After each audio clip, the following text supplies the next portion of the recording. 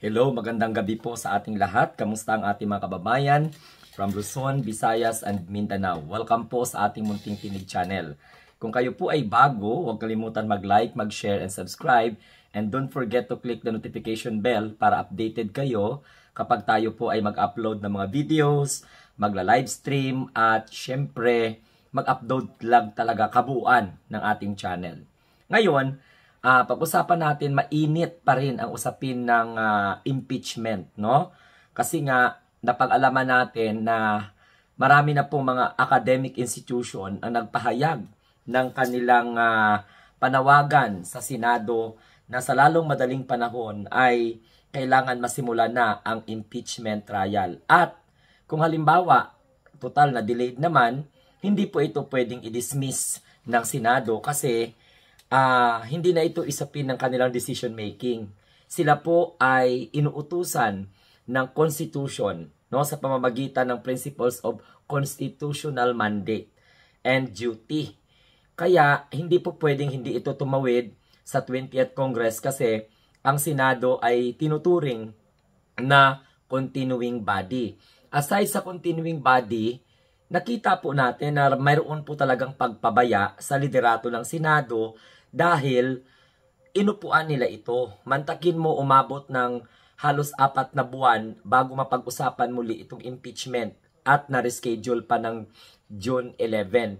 This is a very crucial, mga kamunting tinig. Kaya panawagan ko sa ating mga mamamayan na magiging alerto tayo, huwag tayong magpakampante, bantayan natin itong impeachment development na ito kasi marami pong mangyayari sa June 11. Alam naman natin na talagang June 11 ay yun ang schedule, pangalawang schedule na ginawa ng Senado sa pamamagitan ng Senate President. Instead of June 2, ginawang June 11. So ito yung tinututukan ngayon ng taong bayan. Kinabukasan holiday and at the same time mag-sinidaye na or mag-adjourn na po ang Senado. Pero maraming salamat naman kasi I will not mention the name of the senators, no? Pero karamihan sa kanila nagpahayag na kahit anumang mangyari, kailangan matawid sa 20th Congress at masimula na ang impeachment trial. Kasi hindi po ito pwedeng baliwalain. At maraming tanong, mga kamunting tinig, sa side ng mga Dutertes na pag piligilan nila itong impeachment trial, ay lalo pong magsasabi ang taong bayan na talagang may itinatago. Katulad lamang po dito sa i-discuss natin ngayong gabi tungkol po sa BPI joint account. No? Ano po ba ang laman ng BPI joint account? So isa po kaya yan sa mga ikinakatakot ng mga Duterte? Oo, kasama na yung mga pro-Duterte talaga na senator na mabubuksan oras na masimula na ang impeachment trial, no, ni Sara Duterte Carpio. Kasi dapat ninyong alalahanin, mga kamunting tinig, na sa impeachment trial hindi ka pwede makatago even though ang bank account mo hahalongkatin kasi pwede na po yan mabubuksan, no? I-invoke ang bank secrecy law. Oo, pwedeng i-apply yan. Pwedeng i-apply and pag once na mabuksan yan, malalaman ng taong bayan kung ano po yung transaction dyan sa BPI. Kasi ito, meron pong binanggit dito si Ellen Tordesillas, isa po siya sa mga columnist. Basahin po natin. Sabi niya, the Duterte's bank account, joint, okay, sa BPI. The Duterte's BPI joint bank account is a Pandora's box. Alam naman natin, pag sinabing Pandora's box, marami pong mga nakatago dyan. At pag once daw yan ay ma-open, it expected to reveal anomalies more appealing than what the House or Quadcom hearing have uncovered. So, yung nabuksan sa pamamagitan ng investigation ng Quadcom, talagang just a tip of the iceberg lang. Marami pa pala pag once na mabuksan itong BPI joint bank accounts na ito. At saan po ito nakuha ni Ellen Tordesillas? Sabi niya dito, their battle strategy is not gathered enough votes to block the conviction of the Vice President, but to prevent the convening of the impeachment court and the holding of the trial. At klarong-klaro po yun. Hindi usapin ng conviction, kundi usapin dito na pigilan kung ano man ang dapat nilang pigilan. Hindi para sa kanila, hindi pwedeng matuloy ang impeachment trial. So, mga kamunting tinig, binigyan na tayo ng hint. No? Kasi pag nabuksan, malalaman ng taong bayan, ng mga Pilipino, ang financial flow, financial transactions, may mga drug money involved kaya yan doon. Kasi hindi po mabubuksan yan kapag hindi po magkaroon ng impeachment trial. At maaaring mag-iba talaga, mga kamunting tinig, ang pananaw ng sambayan ng Pilipinong sumusuporta sa mga Duterte pag once na yan ay mabuksan, no? Sa pamamagitan po ng impeachment trial. So, if you wanted to follow up this such kind of information, mga kamunting tinig, katulad niyan, sa impeachment kasi pwede i-apply ang Bank Secrecy Law, katulad po ng nangyari doon sa impeachment trial ni CJ Corona, no? At syempre, papayagan po ng Anti-Money Laundering Council or AMLAC na buksan yung BPI joint account na sinasabi po ni Ellen Tordesillas. Sa Julia Vargas branch. Dalawa po sila diyan, ni Digong at saka ni Sara.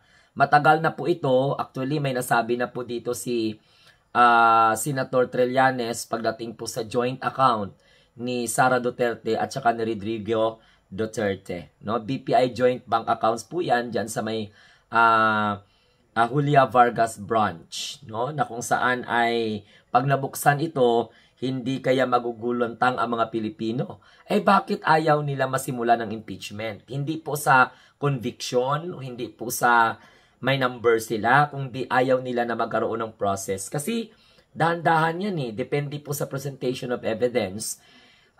Sinasabi ni Amy na wala pa daw na i-present ang ebidensya. Paano mag-present ng evidence? Wala pa pong impeachment trial. Di pa nagko-convene ang Senado. Actually, hindi nga pa naglagay sa reference of business. No? Hindi pa nagkaroon ng tinatawag na, hindi pa nakalendar. So, anong klase? Mayroon talagang pagpabaya sa punto ng Senado, kahit sabihin pa na ni Amy na ang Kongreso ang nagpabaya. Hindi. Kasi kung nagpabaya ang Congress, hindi po na-transmit ito sa impeachment. Madali man o hindi madali, dapat kailangan talaga nilang tutukan ito. Hindi na agad-agad magkakaroon sila ng tinatawag na de facto dismissal. Bawal yun. Kasi ang impeachment, hindi po desisyon ng Senado ang matutupad yan. Yan po ay utos ng ng Constitution. Constitutional mandate. They need to perform their constitutional duty. Kaya no matter what might happen, hindi po dapat ito pigilan. Kasi mandato po nila na litisin sa pamamagitan ng trial itong si Sara Duterte. Kaya lang may mga hesitation talaga. Actually nga, ang UP nagsalita na, ang Lasal nagsalita na kailangan magsimula na po ang impeachment trial. Kasi hindi po pwede na hindi maitawid sa 20th Congress. Kasi klarong-klaro naman, Senate is a continuing body. Nag-elect tayo ng bago ngayon, may naiwan na 12, may bago ngayon na 12. So ang 12 na na-elect ngayon, that is what we call 20th Congress. Pero kasama yung 12 na naiwan. Kaya nga tinatawag po ang Senado na continuing body or continuing body. Now pag sinabing okay sige June 11 magkaroon ng pagbasa ng article of impeachment. Gagawin po 'yan sa Senado, sa plenary at representative ng House, no? After that mabasa, manumpa sila, mag-convene sila, ay hintayin natin kung what will happen, kung magbubutuhan ba sila at saka tanggapin nila yung draft ng de facto dismissal na parang panggolpe di gulat lang ni Bato de la Rosa. Parang akala mo si Bato de la Rosa naging senador ka lang, akala mo matalino ka na. Ang dami-dami ng mga constitutionalist ang nagsabi, mga legal luminary, na mali po yung haharangin mo ang impeachment trial. Kasi pag once na dumating na ang impeachment complaint na transmit na from the House regarding sa kung paano pinagbutuhan ng House of Representatives, ang gagawin po ng Senado, hindi po nila tiyanggihan ang kanilang constitutional duty right away. Kaya nga sabi dito, after na matransmit ang article of impeachment, the Senate needs to convene. And at the same time, isomon na si Sara Duterte, basahan na ng tinatawag na impeachment complaint. After that, magkakaroon na po ng panunumpa, mag-swear in na sila. At kahit nga Sabado-Linggo, pwede eh. Kasi wala naman ano yan eh. Pwede naman nilang i-amend ang rule. Kasi kahit na ayaw pa ng mga senador, kahit ayaw pa ng mga senador ang impeachment, wala silang magagawa once na magkaroon na po ng tinatawag na impeachment transmittal. So, ang bawat senador natin, may kanya-kanya po yan na tinatawag na political preference. No? Mayroon pong mga pro-admin, mayroon pong mga gustong-gustong i-impeach si Sara, mayroon namang grupo na ayaw i-impeach si Sara kasi political yan in nature eh. Pero, ang katotohanan po, hindi po gawin or gampanan ng Senado ang kanilang constitutional duties. Kasi you disregarded the constitutional mandate. Constitution na ang magiging sinusuway mo. Kaya nga yung sinasabi nila Chis Escudero na, okay, sige, decision ng plenary, hindi pwede yun. Hindi pwede na pag once na na-transmit na yung article of impeachment from the House of Representatives, magbubutuhan ang Senado kung i-dismiss o hindi. No! Dalawa lang po ang dapat gawin ng Senado, either i-acquit or i-convict. Paano mo ma-acquit o paano mo-convict ang isang impeachable officials kung hindi po dudaan sa impeachment trial? Kaya nga, forthwith proceed.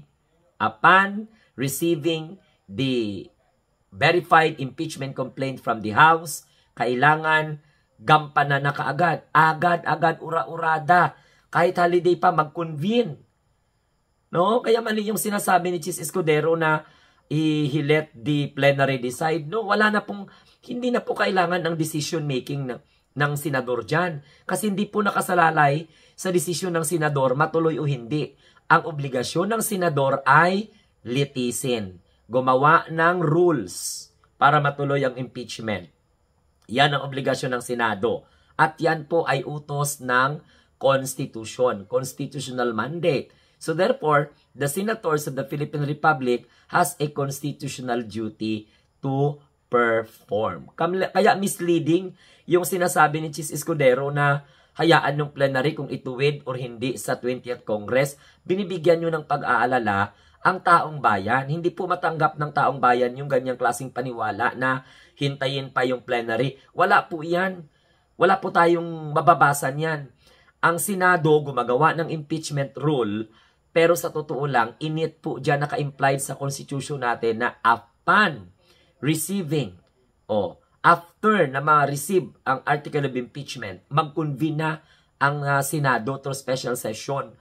Kung halimbawa, nagkakaroon ng recess, mapatawag ng special session. Ganun lang. Ang problema kasi, takot na mabuksan ang Pandora's Box. Ang taong bayan hindi naman naghihintay kung talagang ayaw ng mga senador na ma-convict si Sara Duterte, di i-acquit nila. Ang importante, nagampanan nila ang kanilang constitutional duty, ang constitutional mandate. Kasi, pag ibalawalain mo yung 19th Congress, ang magde-decide, 20th Congress, mali yun. Na-file sa 19th Congress, since the Senate is a continuing body, of course, pwede pong litisin si Sara sa 20th Congress. Ang mga nagmagaling-galingan dyan, makinig naman kayo. Kayo naman, nakakahiya naman kayo. I-insist nyo talaga na kahit mali yung prinsipyo ninyo, i-insist nyo lang talaga. Niluloko nyo yung taong bayan dyan. O kaya ito ngayon, ito ang iniiwasan siguro na mangyari ng mga senador na itong Duterte joint bank accounts na ito ay mako-considered ni Ellen Tordesillas, isang columnist na Pandora's Box. Ano ang laman ng BPI joint account ni Sara at saka ni Rodrigo Roa Duterte na kung saan pag once na ito po ay mabuksan, expect na mayroon po diyang magbubulaga na mga anomalya. At hindi sobra pa yan sa mga ebidensyang mga nakalap at nabuksan, na-uncovered, na-unleash sa panahon po na nagkaroon ng tinatawag na Quadcom hearing. So, ang strategy ng mga Duterte is, sa totoo lang, hindi po conviction or acquittal ang pinag-uusapan nila indirectly. Kung di, basta gusto lang talaga nila na pigilan yung pag-uncover nitong mga ebidensya. Okay? So, ayan mga kamunting tinig. Sana'y nagkaroon kayo ng kaalaman ng konti at sana naunawaan po ninyo na dumadami ngayon ang sumisigaw na ituloy talaga ang impeachment trial. Anong kinakatakutan kung wala naman pong itinatago? Kung may number ang mga Duterte, lalong-lalo na kung may number si Sara Duterte sa Senado, eh di very good sa kanya. Kasi ang habol lang naman dyan is acquit or what we call this, convict. Kasi si Sara, impeach na siya sa House. So, ang impeachment court for conviction is the Senate. Ang taong bayan tanggap na majority sa mga senador ayaw ng impeachment. Pero, kahit ayaw nila ng impeachment, wala silang magagawa dahil hindi po pwedeng de facto dismiss mo yon. Hindi pwedeng patayin. Kasi ang role ng Senado hindi para pigilan, hindi para ibasura, hindi para i-dismiss, kundi ang pakinggan ang bawat panig. Ang House at ang prosecution at saka ang defense. Yan po ang role ng Senado. Hindi para ibasura, hindi para pigilan, hindi para i-dismiss ang impeachment complaint. Naintindihan po ninyo? Again, mga kamunting tinig, mga DDS, hindi role ng Senado ang pigilan, i-dismiss sa pamamagitan ng de facto or ibasura, patayin. Hindi po yan ang role ng Senate. Wala silang magagawa dahil constitutionally obligated sila to perform their constitutional duty because impeachment is a constitutional mandate. At yan ang dapat gampanan ng ating mga senador. No? Hindi po dito titingnan kung ikay maka-Duterte o maka-administration. Ang tinitingnan ng taong bayan, how you are going to perform your constitutional responsibility. Yan dapat ang maintindihan ng mga alinyanga mga DDS. Kahit pabalik-balikin ko, kung di nyo naintindihan, bahala kayo. Pero araw-araw kaming mga ngalampag at ipamuka sa mga senador na whether you like it or whether you like it very much, kahit na hindi nyo gustong i-acquit or i-convict si Sara Duterte, dalawang bagay lang naman yan, acquittal or conviction. Paano magkaroon ng acquittal or ng conviction pag hindi masimula ng impeachment trial? Sige nga, sagutin ninyo ako. Paano nyo i-dismiss? Iwala naman sa duty ng senador ang mag-dismiss. Kaya unconstitutional yang kumakalat na mga draft ng resolution na yan. Kaya nga walang pangalan Inamin lang kaagad-agad. Sigurado ka si bato lang ba yan? Sabi nga ni Amy, may joint effort. Sige. Basta mga kamunting tinig, abangan natin kung lalabas po ba yung Duterte's BPI joint accounts na maituturing na isang Pandora's box na sobra pa sa kung ano yung nadiskubre ng Quadcom. So ito pong muli ang inyong lingkod, ang munting tinig ng ordinaryong Filipino. Sa ngalan po ng mahigit 100,000 subscriber ng channel na ito, maraming salamat po at huwag kalimutan mag-like, mag-share, and subscribe para updated kayo sa ating mga live at saka mga update or upload. Huwag kalimutang i-click ang notification bell. Don't forget also to watch the advertisement for economic purposes dahil malaki pong tulong yan sa katulad ko na content creator. Have a nice day and God bless. Mabuhay po tayong lahat, mga bagong Pilipino sa bagong Pilipinas.